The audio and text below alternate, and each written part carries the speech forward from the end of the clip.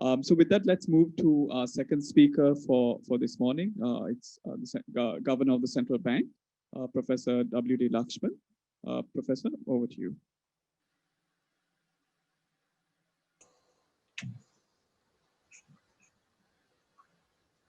Good morning, everybody, ladies and gentlemen. I'm honored to be invited to contribute to this Sri Lanka Economic Summit 2020, key event in the annual calendar of policymakers, practitioners, and of course, business circles. As we know, this event brings together the movers and shakers of the country's economy onto a single platform to review evidence and opinions about various aspects of the economic performance of the country. I'm sorry that the event this year has been compelled to be held on virtual basis. Ladies and gentlemen, we are living in utterly anomalous and out of the ordinary times, and amid challenges that were beyond our imagination even a year ago. The COVID-19 pandemic has battered the global economy. Every day is a struggle for everyone around the world. And here in Sri Lanka, we are still learning how to continue living with the pandemic in a new normal mode. Governments and central banks everywhere have faced unprecedented challenges as economic conditions oscillate from one wave of infections to the next.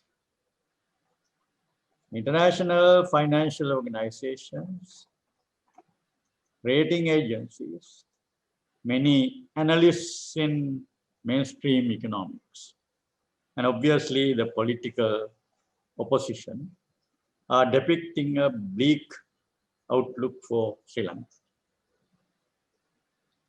And obviously, I'm sure many in today's panel and the audience would favor a similar point of view. In that sense, putting me in a minority. But fortunately for me, the presentation of Mr. Eric Robertson probably will support some of the arguments which I might be coming up with in respect of Sri Lanka. We have our qualms about the negative prognosis which we hear in the local scene almost daily. It was totally unexpected and rather unfortunate that a government elected to power on an alternative policy platform soon after announcing its package of tax policy had to face the challenges of the spread of COVID-19. The newly elected president had the political strength emanating from people's support. But the challenges of COVID-19 had to be met without a parliament in the initial period of spread of the virus, i.e. from mid-March 2020 until parliamentary elections were held in August. The efforts of the government had to be directed to addressing the short-term issues faced by COVID-19. The pandemic was devastating, yet the government's efforts to contain the spread of the virus, particularly the island-wide lockdown from mid-March 2020, though completely relaxed by mid-May, produced rather quick results. During the lockdown, essential economic activities, particularly in rural areas, were allowed to continue. while the affected families and businesses were provided livelihood support and required fiscal and financial assistance. The pandemic provided valuable opportunities as well to enable the authorities to commence and proceed with envisaged changes in some of the established economic policy practices. All this resulted in a notable recovery in economic activities as from the month of June. By the third quarter of 2020, most economic activities, including exports, transport, construction, shipping, power generation, and financial services, rebounded noticeably to pre-COVID levels. In addition to agriculture-related activities, communication services, goods distribution, and public services, which were less disrupted even in the second quarter. The disturbances caused in the fourth quarter with the rise of the second wave of COVID-19 from October continue to hamper the revival of the economy. Prospects of revival in the near term are not very bright. However, lockdowns during this phase have been less widespread and therefore the severity of the economic impact is expected to be less during this second wave. Fiscal and monetary stimulus measures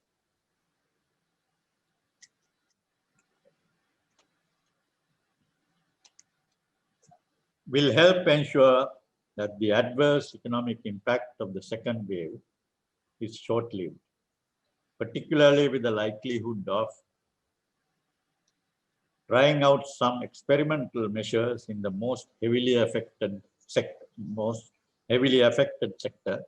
namely tourism. Political stability conditions are strong, leading to policy consistency and coherence, pushing up investor confidence. Investments of private capital, both foreign and local, are expected to begin expansion. Despite the spillovers of global and domestic disruptions stemming from COVID-19, the government is steadfastly progressing with its agenda of socio-economic development. The budget presented on the 17th of November 2020 has affirmed the government's commitment to a people-centric economic policy. It points towards several novel and alternative policy postures. Domestic production economy has taken the center stage. Domestic production activities are promoted with directed attention paid to selected economic sectors, with a clear focus on export as well as domestic markets. However, most international organizations, rating agencies, as well as certain domestic quarters, used to certain traditional ways of thinking, remain skeptical about these alternative policy stances without making the effort to understand the new framework. The recent comment of Faris Haddad Servos, the World Bank country director for Maldives, Nepal, and Sri Lanka, after his recent visit to Sri Lanka, he was talking about a growing understanding of the Sri Lankan, growing understanding of the Sri Lankan sustainable development storyline and aspirations. This is indeed encouraging. The Sri Lanka economy was provisionally estimated to have contracted by 1.6% in the first quarter of 2020, year on year. The second quarter performance would have been worse but the GDP estimates for any period after the first quarter are not yet available.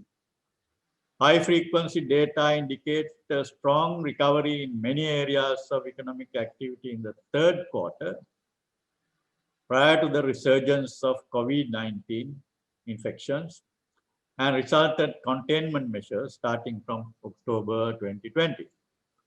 As in the case of statistical agencies worldwide, the Department of Census and Statistics is also perhaps grappling with the identification of suitable statistical apparatus to properly measure value added in economic activities that have undergone significant structural changes and increasing emergence of new ways of doing things during these COVID-19 affected times. Compilation work has also become challenging with social distancing and office closures, weighing negatively on response rates and the accuracy of surveys. The Central Bank of Sri Lanka had to be innovative in its forecast and other analytical work in this data absence, constantly generating alternative statistics in response to these unusual circumstances. Using some real-time indicators, the CBSL released a brief presentation in late September with evidence from economy's recovery in the third quarter of the year as a result of the resumption of economic activity, having successfully combated COVID-19 in its first round. Inflation remained broadly within the target range of 4 to 6% thus far during 2020. As demand conditions remained subdued and there were supply side improvements through increased domestic production. Inflation is expected to remain in this range over the medium term. As such, the central bank continued to maintain an accommodating monetary policy stance, thus helping affected businesses and providing conditions for business revival with withdrawal of lockdowns. Low interest rate regime continues with enhanced market liquidity and also facilitating government expenditure programs necessitated by COVID-19 pressures. Spillover effects of easy monetary policy on the balance of payments were prevented by measures to manage foreign exchange outflows, thus safeguarding the country's external economic stability. In the fiscal sector, government revenue declined as expected as the result of the policy guided reduction in taxes and the drop in economic activity levels.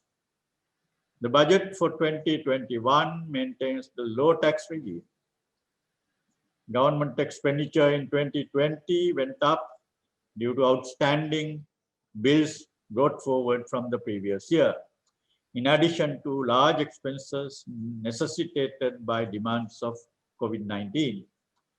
The budget deficit in 2020 is relatively high at 7.9% of GDP, and for 2021, it is expected to increase to 8.9% of GDP, with higher public investment.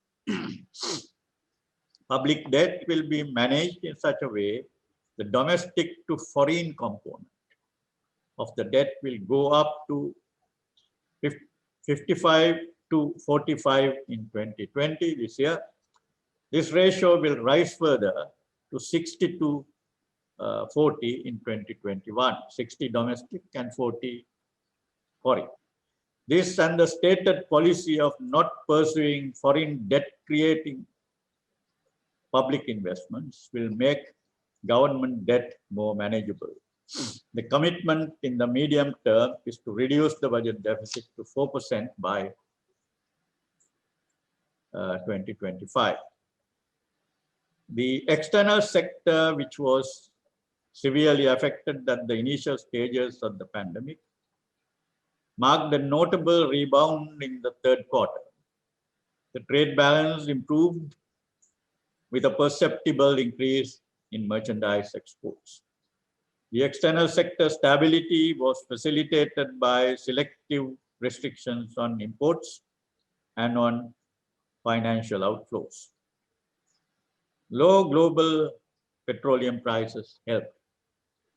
The unexpected rebound in workers' remittances since June 2020 helped cushioning the impact of the sharp decline in earnings from tourism.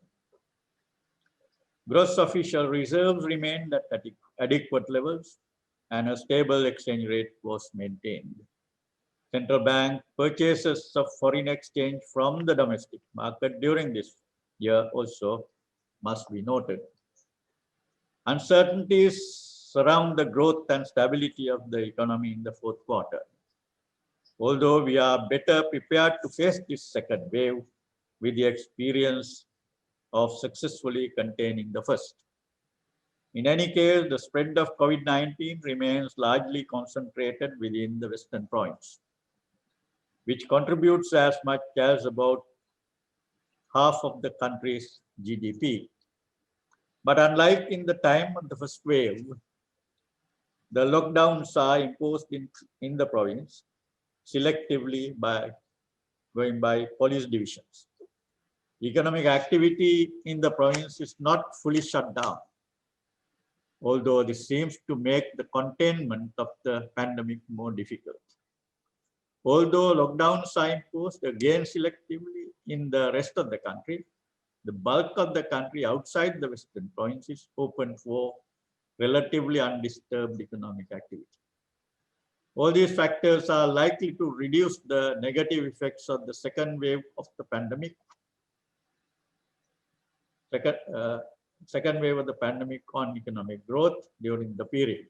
Globally also, the promising outcomes in relation to COVID-19 vaccines have presented hope for all, and commercial production and equitable distribution of the proven vaccines will help boost local and global growth prospects in the period ahead.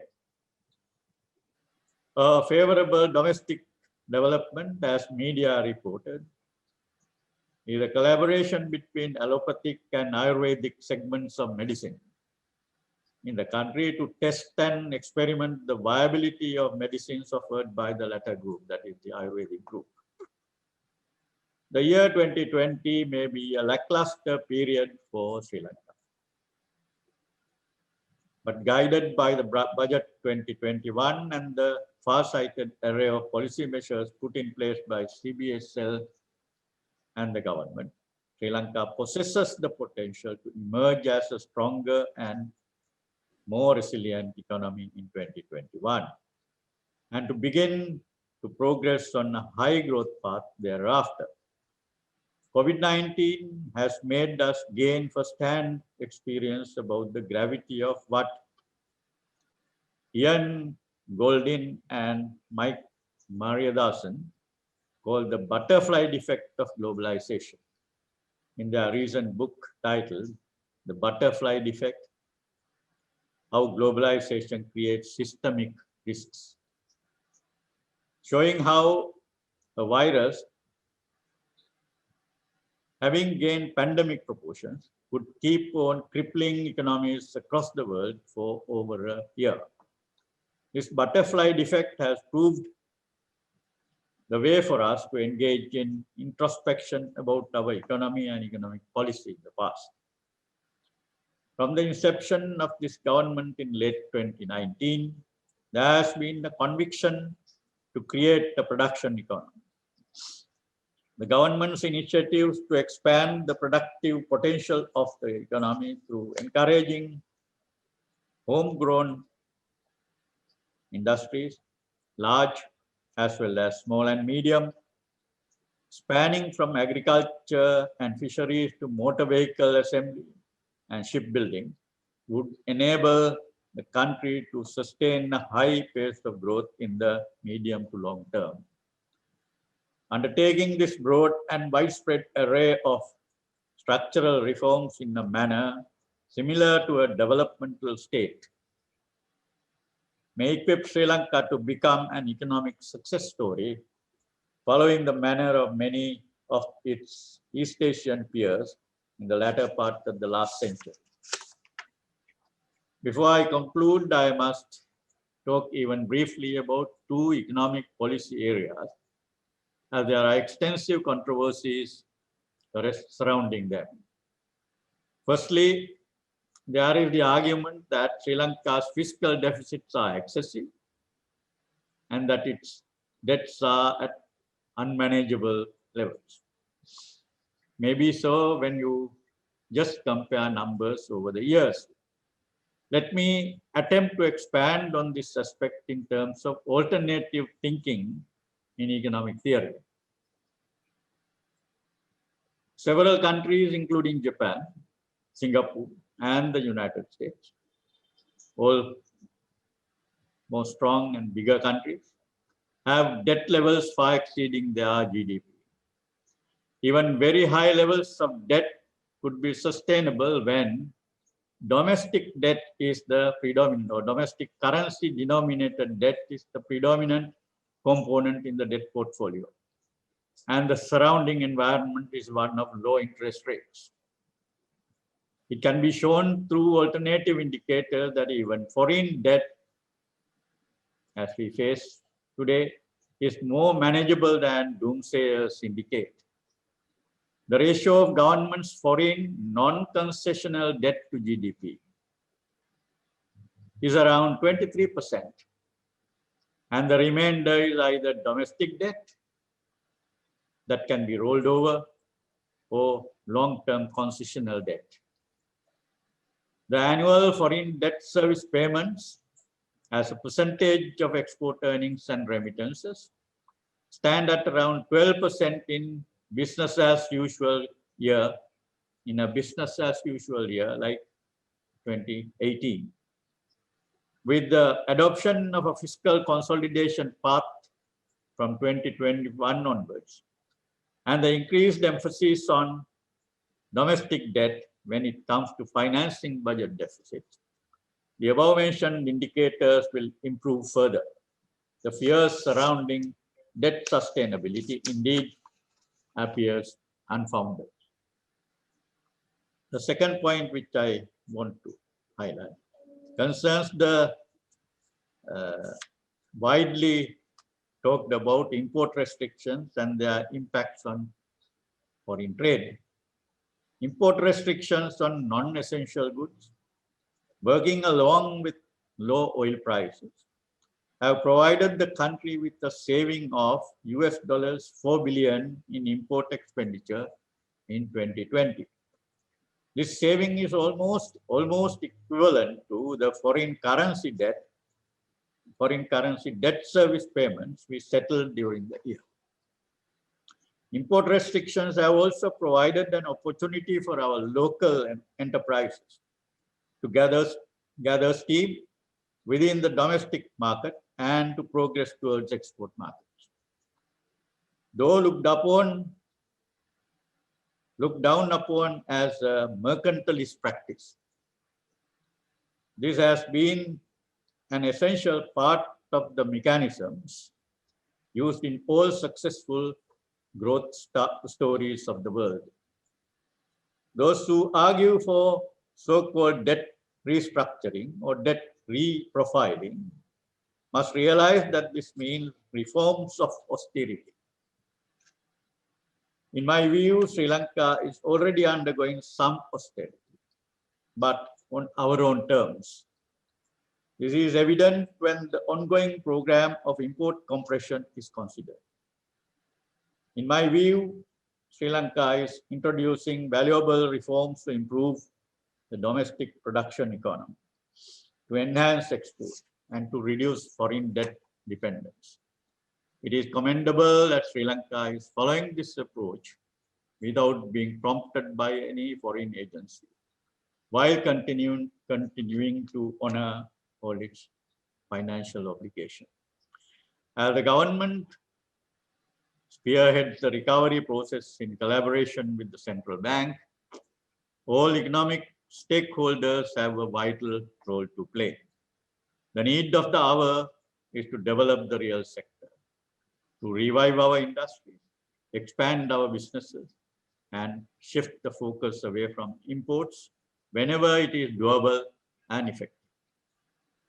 This will contribute to not only the recovery of the economy, but also strengthen its resilience to shocks.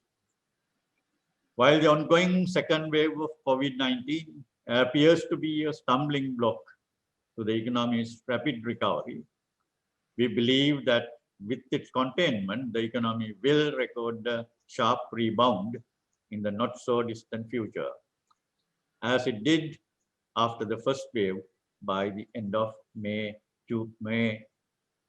and early June. We hope our chambers of commerce will also encourage their members, whether in production or in service sectors, to move away from the traditional buying and selling mentality. To put it in different words, it is time the country moves up from conditions of merchant capital dominance to those of industrial capital dominance. An approach to generate profits through improving value addition in production processes is urgently needed. We are facing a unique window of opportunity to shape the direction of our economy. These unique circumstances give us an opportunity for alternative thinking through retrospection and introspection.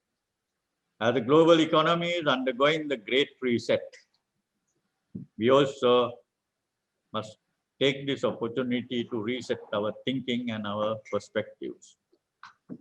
In the current fiscal and monetary environment, there lies a myriad of opportunities for every one of us, be it in the field of agriculture or technology, education or finance, commercial or socio-economic well-being. On the back of Budget 2021, the economy will embark on a fresh start, leaving behind the various structural weaknesses that had been crippling it for many decades. As we reorient our economic strategy and focus on elevating the economy to an innovative production economy, let me reiterate the need for one and all to partake not only through investments, but also through knowledge transfers, enhanced productivity, and even simply through challenging the status quo. Again, thank you very much for the invitation. That concludes my presentation. Thank you, Governor, for your remarks, I think covering the local economy, which we will get to you in the panel discussion as well.